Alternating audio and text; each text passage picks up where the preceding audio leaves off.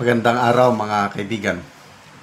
Bigyan natin ng reaction, opinion ngayon itong post ng Ang Balita Ngayon. Tungkol ito sa matapang na birada o patutsada ni Anjo Iliana sa presidente, PBBM. Todo rescue naman si Auntie Claire. Ito ang pahayag ni Anjo Iliana. Sabi niya, panay ang ngiwi mo. Panay ang ngiwi po ng bibig nyo, Mr. President. Ngiwi. Ganun ba? Kumbinsido ang taong bayan na kayo ay gumagamit. Baka naman, Mr. President, na kayo ay magpa-follicle test. Grabe. Tapang. Todo rescue si Auntie Claire. Sabi niya, who are you? Sino ka to demand that for him? Hindi ka papansinin ng Pangulo kasi sino ka ba? Typical Auntie Claire talaga. Okay, so speaking of ngiwi, may nakausap akong civilian. I don't know paano niya nasabi itong yung pagkakaalam ko, sir, sabi niya. Yung palaging ganun. Talagang gumagamit. Ganun ba? First time kong narinig yun. Yung ganun. Gumagamit talaga. Kasi hindi daw mapigilan eh. Hindi mapigilan. So ito ang sinasabi ni Anjo Iliana. Pwede ba matagal na yan. Hamon na yan eh. Kung pinagbigyan sana, di tapos ng issue. Nakatatlong taon na. Siguro hanggang 2028 issue pa rin yan. Kasi nga, ayaw talaga. Malala ko noon, si Atty. Vic Rodriguez, nanghamon na. Bago itong midterm election ng Mayo, nanghamon na. I do not. Ayaw niya. Wala daw connection ang public office, public trust doon sa pagpa-test sa buhok. Ay hindi mo talaga naman mapipili. Kaya lang, ang tanong ng taong bayan, paano naman ang ordinaryong taong bayan? Magkuha ka ng driver's license. Di ba kailangan mo magpa-test?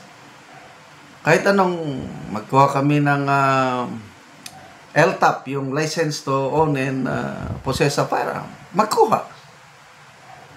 Ano pa? Mag-ano ka ng trabaho? May mga trabaho na nire-require yan. So, selective ang ano eh. Bakit? Pagdating sa mga government officials ay hindi pwede.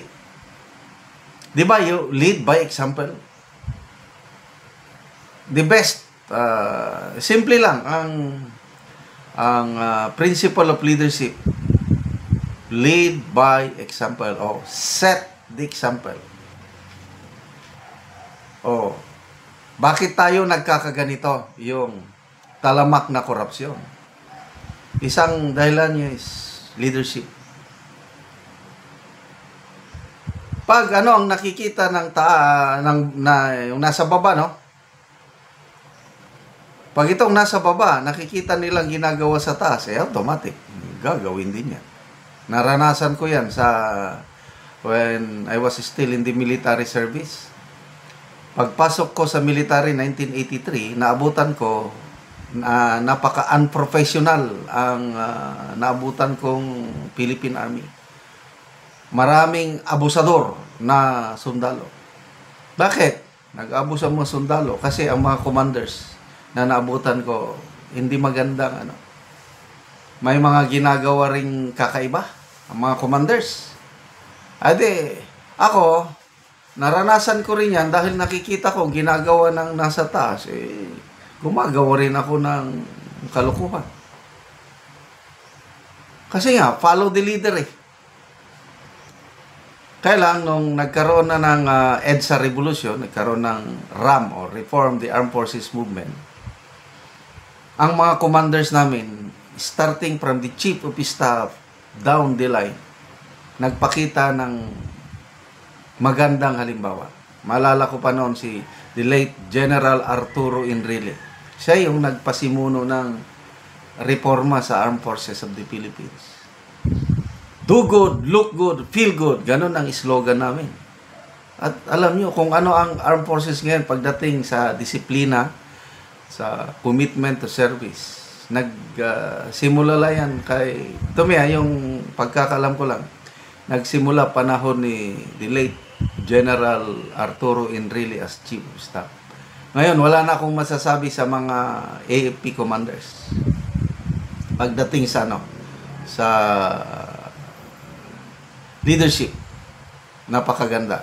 Kaya ang mga sundalo natin ngayon, bibihira na yung ma-involve sa kalukuhan, abuso, yung mga ganun lang yan. So dito, setting the example, leadership. Kaya tayo nagkakaganito because of weak leadership. Iba ang nakikita ng nasa baba sa taas. Kaya ganun, gumagawa ng kung anong nakikita. So ito namang sabi ng Tikler, typical, who are you? Anong klaseng sagot naman yan? Who are you? He is a taxpayer. Hindi ba karapatan ng isang taxpayer na mag-demand sa sino bang amo? Ang amo ay ang mga tao, hindi ang presidente. Ganon ang pagkakaintindi ko. The power resides on the people. Si Anjo Iliana, taxpayer yan. Taxpayer kami. Kaya huwag nyo kaming sabihan ng who are you. We can demand. Now, kung ayaw niya, edi okay lang. But we can demand. We can always demand. Because public office is a public trust. Pag ayaw nyong pagbigyan ng kahilingan ng taong bayan, okay lang. Kaya ang nangyayari is napakababa na ang trust and approval rating ng inyong amo. Dahil nga hindi niya pinapakinggan ang kahilingan ng taong bayan. Kaya naglipa na tuloy ang mga trolls para ma-uplift ang image ng Pangulo.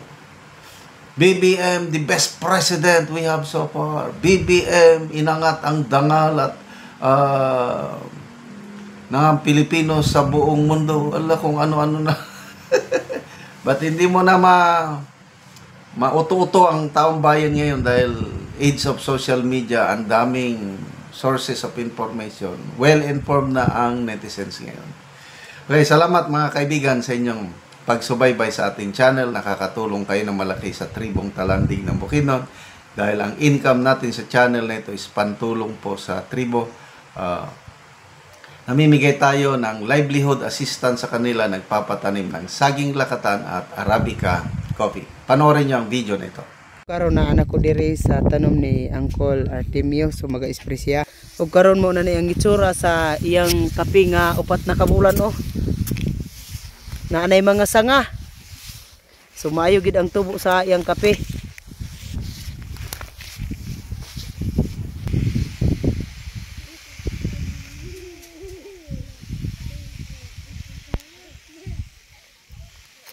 Naglabong sar.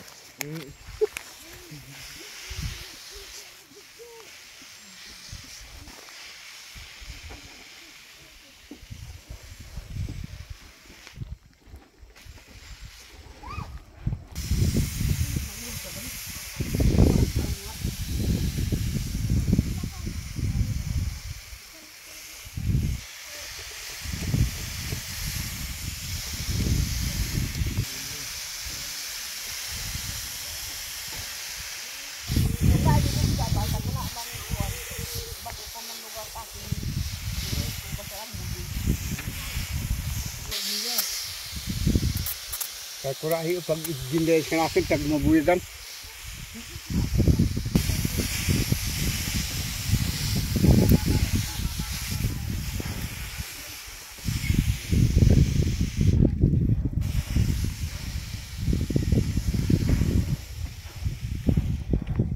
Salamat kay Ginoo naghat sa Ginoo sa naghatag og panalangin og Ginoo sa pagtabang sa pagtanom og kape.